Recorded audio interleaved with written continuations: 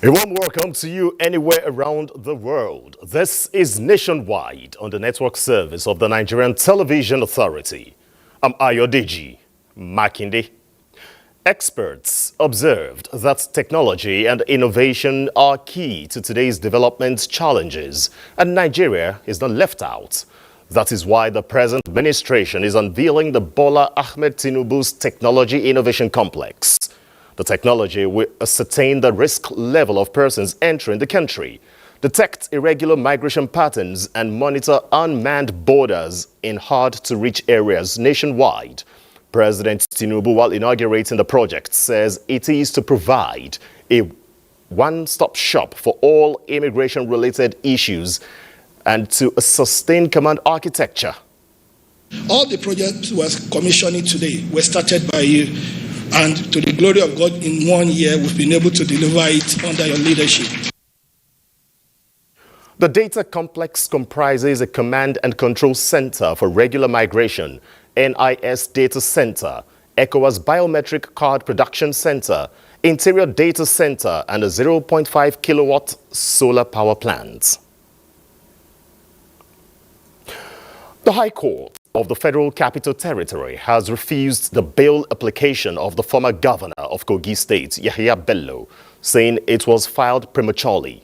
Justice Mary Ann Aneni, while delivering the ruling, averred that having been filed when the first defendant was neither in custody nor before the courts, rendered the application incompetent and ordered that it should be remanded in Kuje Correctional Center till January 29, 2025.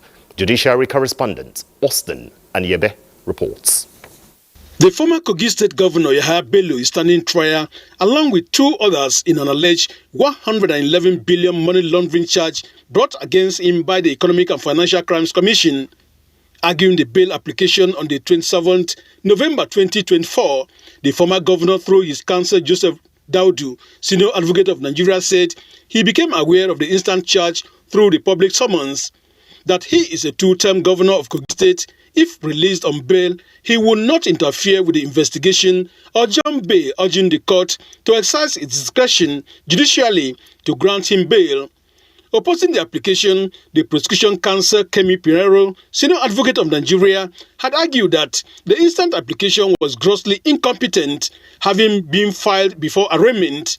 Delivering the ruling, Justice Marian Aneni said the instant application for bail showed that it was filed on the 22nd of November, several days before the first defendant was taken into custody. Citing Section 158 of Administration of Criminal Justice Act, the judge said the provision provided that a bail application could be made when a defendant had been arrested, detained, arraigned, or brought before the court. But in the instant case, Bello had filed an application for his bail on 22nd November, but was taken into custody on 26th November and arraigned on 27th November 2024. The court, in determining the other applications, however, granted the two other defendants, Umar Shaibu and Absalami Hudu, bail. They were granted bail with a sum of 300 million naira to sureties who have landed properties in Mitama district in Abuja. They are also to deposit the documents of the property before the court. The defendants must deposit their traveling documents before the court and have to be remanded in Kuje Correctional Center pending the perfection of their bail conditions. From the FCT High Court, Abuja, Austin Anyebe, NTA News. Moving on to National Assembly matters, Senate is proposing amendments to the Raw Materials Development Council Act to promote at least 30% local processing of raw materials before export. The amendment bill, sponsored by the Deputy Majority Whip, aims at innovation within local industries, job creation, and reduce dependence on imports. The proposed legislation also seeks value addition and protection of local industries from foreign competition. Meanwhile, bill to establish the first Federal University of Mining and Geosciences in Jos, Plateau State, has been passed at Senate. At the mining sector, and congratulate all Nigerians that yes, indeed, we will now have value addition, and then we will now focus more on mining as a major revenue source for the country.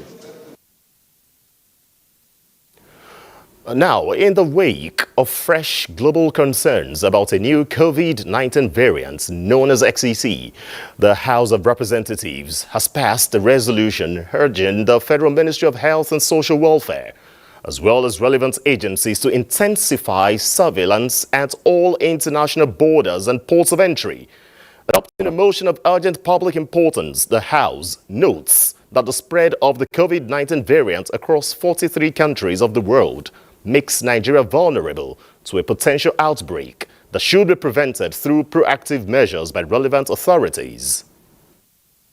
Concerned that the second variant, a highly transmissible strain of COVID-19, poses a significant concern, and to mitigate its spread, Nigeria must promptly assess the variant's potential impacts and implement effective countermeasures.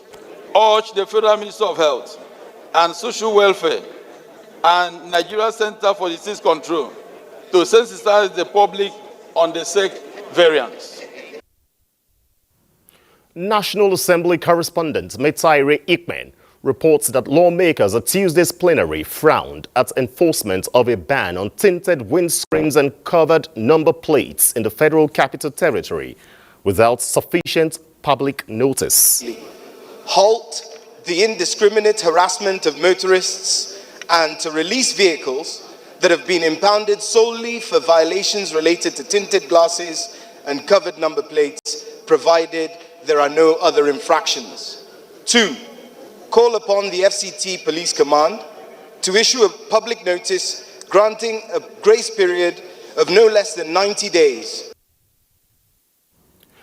In a bid to foster good governance, ensuring accountability and strengthening national security, the National Assembly has assured of its support to the defense sector through budgetary allocations. This was re-echoed during an oversight by the House Committee on Defense to Defense Intelligence Agency and the National Defense College. National Assembly correspondent Muhammad Rabi Ali reports. Protection of lives and property of Nigerians is paramount to the security sector, and this is not achievable without the support of all and sundry. The visit by the House Committee on Defense to Defense Intelligence Agency comes at a defining moment when the country is grappling with security challenges. The DIA must therefore remain at the forefront of leveraging cutting-edge technologies such as artificial intelligence, cyber intelligence, and advanced surveillance systems that will enhance the armed forces' ability to counter asymmetric threats and stay ahead of adversaries. Equipment support, challenges with respect to operational effectiveness, our support systems for ensuring that the adversary does not have an upper hand over our conduct of our operations. They all form part of those discussions that we had.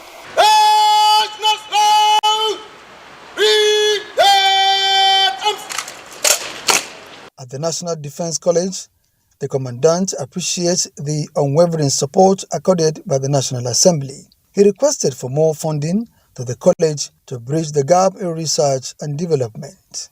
The Defense Committee is expected to visit other formations under its purview.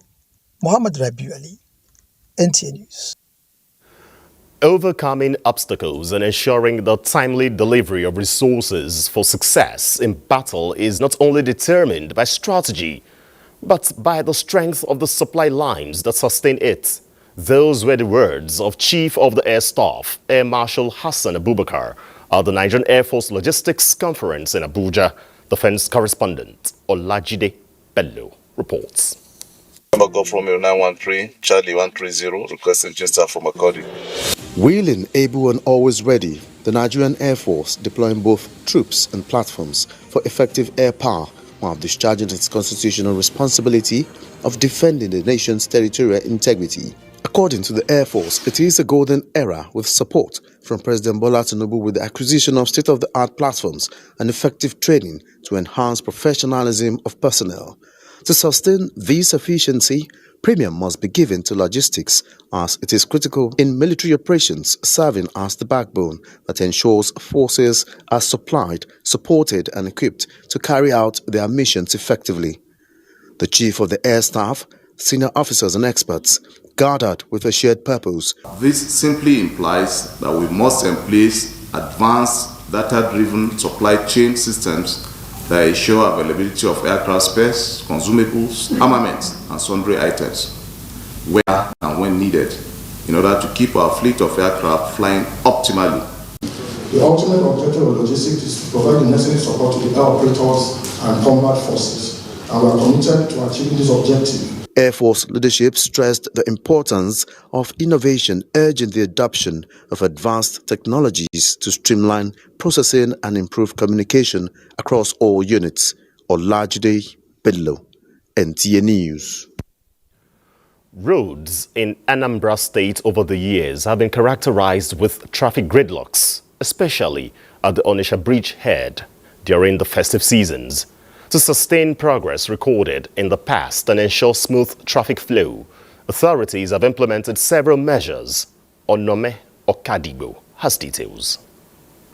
The bridgehead has been known for traffic gridlock. To address this, the federal government constructed the second Niger bridge to aid free flow of traffic. The sector commander, Federal Road Safety Corps, Anambra State, Nnenna Joyce Alexander, speaks on measures put in place to ensure free flow of traffic. For those people who are going towards Ihiala, Owerri, Obosi, Port Harcourt, and that axis, you don't need to come through the Onitsha head bridge. Just go through the second Niger bridge. That second Niger bridge, the road is smooth, the road is free, the road is wide.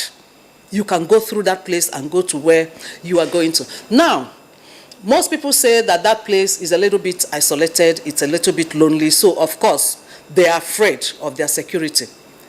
We have been talking with the police. They are going to line up their personnel there to make sure that people can go through that place. We are prepared.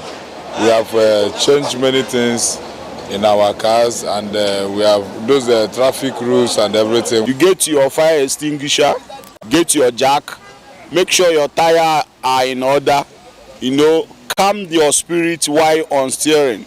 Meanwhile, the Anambra State government has also introduced several initiatives to address this by ensuring zero potholes and sensitization of motorists. We are also planning to launch the iRescue.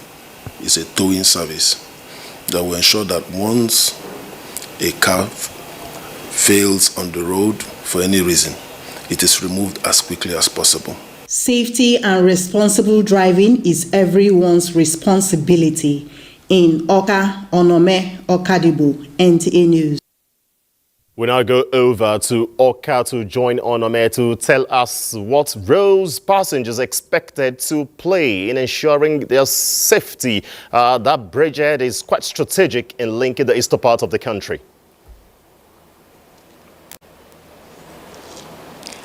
Thank you so much. Passengers play a very critical role in ensuring their safety while traveling. The passenger has the responsibility of cautioning a driver when he's driving recklessly. Some transport companies have their own customer care lines where you can call. And of course, the Federal Road Safety Corps and other sister agencies have mobile offices on the highway which the passengers can contact.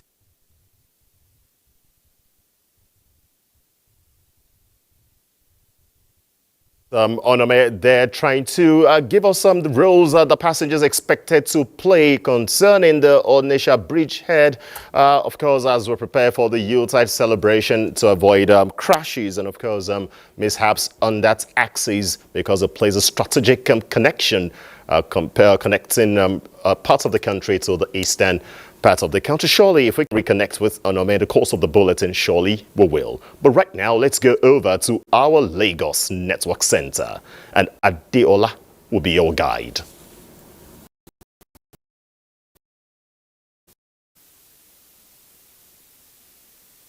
Network Center, and Adeola. Good to see you. There is a pressing need to strengthen regulations and reinforce safety measures associated with the use of nuclear energy. In line with this and the future of the sector, the Nigerian Nuclear Regulatory Authority organized a two-day workshop in Lagos with key industry players and stakeholders in attendance. Awal Yusuf Jibo reports that the gathering is the second edition of a national workshop on safety. From the mid-20s, nuclear energy has revolutionized scientific research and global energy output. Its transformative force has been explored by nations the world over. In Nigeria, nuclear energy is seen by experts as a viable solution to addressing the persistent energy deficit and lessen dependence on fossil fuels. This, however, comes with challenges. We have observed that there's a kind of a rise in the rate of abandonment of reductive sources in the oil and gas sector, and that's why we call all the stakeholders to discuss how to minimize these effects. Examining issues in contemporary drilling techniques and ionizing radiation exposure, experts highlighted strategies that can mitigate hazards, ensure safety and regulatory compliance for operational efficiency. We have ROSO training. It's every year. You can look for it and enroll. Go for the training, even if you are not a radioactive worker. Like the example I gave about my son that was exposed to ionizing radiation for 5 times within 2 days. That shouldn't be happening. It's true some of the users may not understand the regulations. We have the responsibility to interpret it to them. There are regular trainings which we conduct for them. So at the end of the day, we keep on improving on both sides. If properly utilized, key players say nuclear energy has the potential to drive sustainable development while ensuring energy security in Nigeria. In Lagos, Awal Yusuf Jibo, NTA News. The world now, a global village, courtesy technologies and internet. It has its own shortcomings, and one is navigating rights to privacy, which is one main frame of fundamental human rights. Larry Bileyi takes a look at how these rights boundaries are constantly being eroded and how the law is also on its toes trying to mitigate its devastating consequences as the world marks this year's World Human Rights Day. Privacy is a guaranteed human right in Nigeria. It is protected by Section 37 of the 1999 Constitution.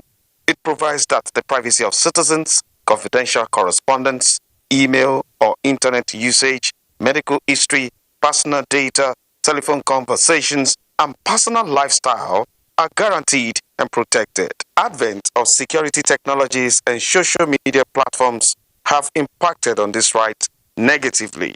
For instance, sharing of a person's personal information online without consent to generate traffic on that platform has become the order of the day. While CCTV cameras of companies, hotels, and government MDAs sometimes capture what could be considered private. People see it as, catching crews, but think of the person that you are doing this thing to. Medical records, credit card details, explicit images of the person. There are people that they don't mind their information, but unless they consent it. If there is more awareness created on that law, because I feel most people don't know that they can actually sue someone that leaked their picture or something like that. So if the government should create awareness that you can actually sue someone that does this to you, I feel everybody would know their rights and would want to stand up for themselves. What are the consequences of this development according to the law? Some of these things also border on defamation, and that means that the law has given enough protection, to ensure that the rights of people, the inviolability of the human person is preserved. This act that might affect security, public health, safety, finance, election, or amenity towards a person or group of persons. In Lagos, Larry Bileyi, NTA News. And those are the stories from Lagos for now. Nationwide will continue from our Sokoto Network Center with a smile as the anchor when we return from this break. This year draws to a close. We would like to express our sincere gratitude for your continued support. Continues from our Enugu Network Center.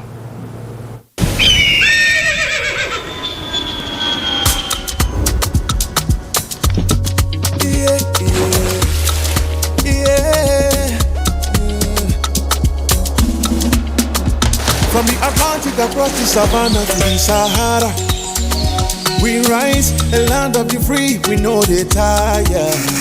We dream great, our spirit is undying. Resilient, rooted like palm tree. We sway in colors, we turn dark into light. We build solutions, we ignite passion, yeah. Ethnicity is unique, we have more than destination. We are Nigeria, strengthening unity. We know they carry lives. We are Nigeria, together live the dream of a land with great destiny. We are Nigeria. I am the real Nigerian. Brought to you by the National Orientation Agency, NOA.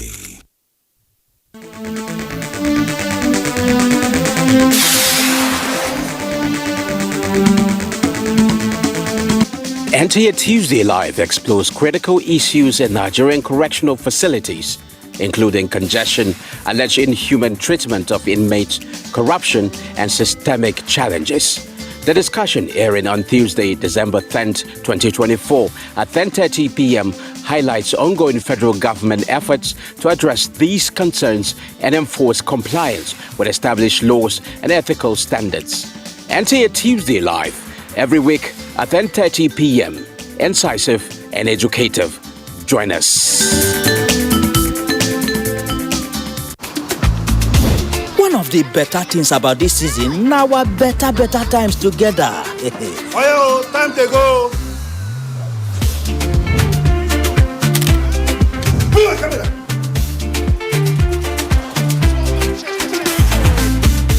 The no disturb me time. The dramatic time. The exciting time.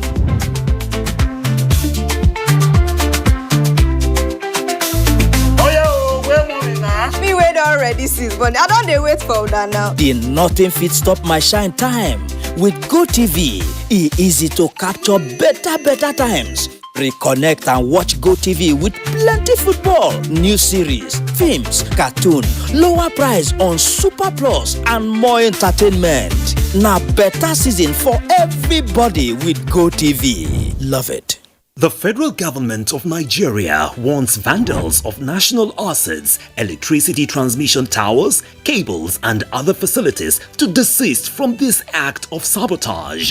Vandalism is a serious crime punishable under the law. Vandalizing electrical equipment will affect millions of Nigerians, including your loved ones. Remember that national assets belong to all of us, hence the need to protect them. Report all cases of suspicious movement around electrical facilities to security agencies. When you see something, say something. This message is from the Federal Ministry of Information and National Orientation in collaboration with the National Counter-Terrorism Center, NCTC, Office of the National Security Advisor.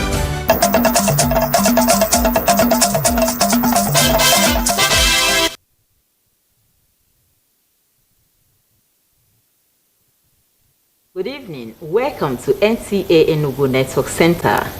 The federal government says it is committed to partner with Enugu state government to further develop the arts, culture, tourism, and recreative potentials in realization of the present administration's vision of making Enugu a tourism state.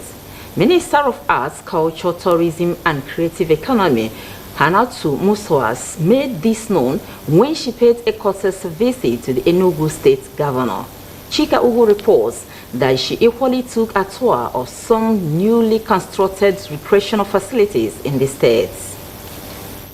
The minister, who was on an official visit to Enugu, took a tour of the International Conference Center, Digital Museum, and unveiled the Enugu Christmas Village, an initiative of Governor Peter Mba's administration to make the festive period a remarkable one for families and also serving as a one-stop destination for relaxation and bonding. The minister also performed the lighting up of the Christmas Village and the Unity Park, another initiative adding ambience to the city. I think with a governor like Governor Mba that has proved and distinguished himself really as a visionary, innovative leader, what he has done in just 1 and a bit years has been absolutely exemplary. And I think if Enugu has a governor like this for 8 years, only God knows the heights that it will be able to go to. Earlier, Governor Peter Mba received the minister at the Lion Building, where he expressed appreciation for the federal government's support and gave insight into the numerous tourist sites the state government wants to harness in order to unlock the state's huge economic potentials in the arts and tourism sector. We have quite an ambitious plan in the tourism space, essentially also building structures that would inspire and incentivize tourism. The governor also shared his vision to attract 3 million tourists annually and position the state as a destination for recreation and relaxation. In Enugu, Chika Ugu, NTA News. About 300 persons with disability in Enugu South have benefited from the free medical care and distribution of wheelchair, clutches, hearing aids, and other gadgets. Chimaroke Ugu reports that the free medical care was organized by the Enugu South local government area in collaboration with the physiotherapy department of the UNTH. Congratulations! I had to shed tears. That happened to be tears of joy as I was receiving this thing. I was not born disabled. Rather, I was a victim of armed robbery attack, stroke, Niger Delta, terrorism. And today somebody has cared. Amplifying the leadership of persons with disability for an inclusive and sustainable future underscores the critical need to empower people with disability, enabling them to take on leadership roles in critical sectors and beyond, and to raise awareness of the situation of persons with disability in all aspects of political, social, and cultural life. Taking that decision of bringing trained physiotherapists instead of quack physiotherapy for this occasion follows that 2 steps of the fight for back. What you're doing here, posterity will thank you for it. Giving voice to the voiceless, giving mobility to those who are immobile. And what he just demonstrated today is indeed a testament to the promises he made to the electorate of Enugu South local government. The organizers say the free medical outreach for persons with disability is in line with Governor Peter Mba's resolve to deliver on the People's Charter of Needs. They maintain that government has the duty to promote the rights and well-being of the disabled at every level of development. I believe that what we have done today is to work in line with the promises we make with our people, especially the disabled. When it comes to disability, so many disability people what keep them most at home and all from associating with people is lack of movement. Beneficiaries at the outreach program were overjoyed by the good gesture, which will actively shape the condition of their lives. In Enugu, Chimaroke Ugu, NTA News. That's our contribution from here. We now hand over to Ayodeji in Abuja for the continuation of the news. Thanks, Chika, in our Enugu Network Center. Today is International Human Rights Day, and it's been marked globally. The day seeks to promote and educate people on the importance of their rights as enshrined in the Universal Declaration of Human Rights. Omenka Amarachuku reports.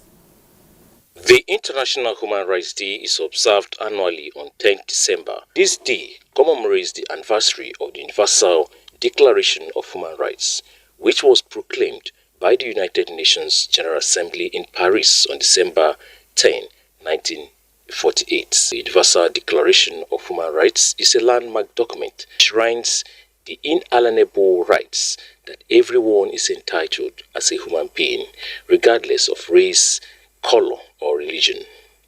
Recognizing the importance of the day, the National Human Rights Commission is putting an awareness campaign on the streets of Abuja to create awareness on its mandate in promoting human rights of Nigerians. Concern to the Commission, just as all the other rights, but particularly that of children, because they are the leaders of tomorrow. The right to education, we believe that that should be expounded very, very seriously.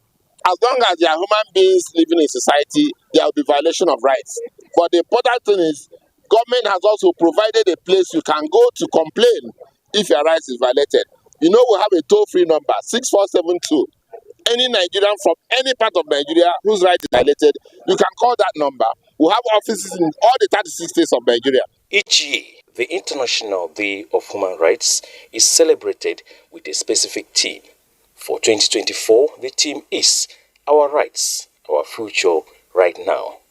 This theme emphasizes the importance of human rights in shaping our future and promoting a better world for all. Umenka Marchuku, NTA News. Enhancing transparency and accountability in public procurement is the thrust of a workshop convened by the Universal Basic Education Commission and Bureau of Public Procurement. Chairpersons of states' Universal Basic Education Boards from 36 states and the FCT were part of the program.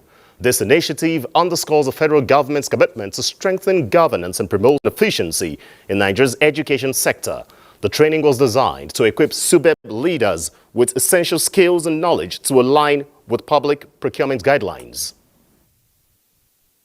We're established to see how do we support states. Without states, I'm not sure what function we are going to, because we need the states. UBEC doesn't own a single school. It doesn't employ a single teacher. So if we come, as far as procurement is concerned, the bulk of those activities lie with the state governments. We need to abreast ourselves with this Procurement Act. What is it all about?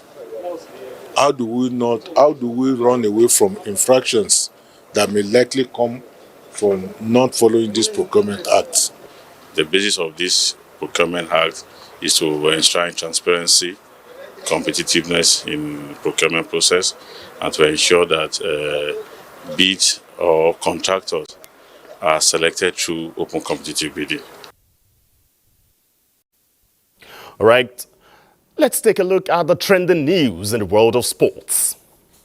Super Eagles Team B camp bubbles in Ogun State ahead of CHAN qualifiers with their counterparts from Ghana. Training under the watchful eyes of Coach Augustine Eguenfo and other coaches, the team's focus is on refined game plan and sharpened tactics. The team will travel to Accra, Ghana for the first leg of the qualifiers slated for December 22, 2024, while the return leg is scheduled for Uyo on the 28th of December. Still on football, 2017 FIFA Under-20 World Cup winner and Super Eagles striker Ademola Lookman said he did not regret switching international allegiance from England to Nigeria.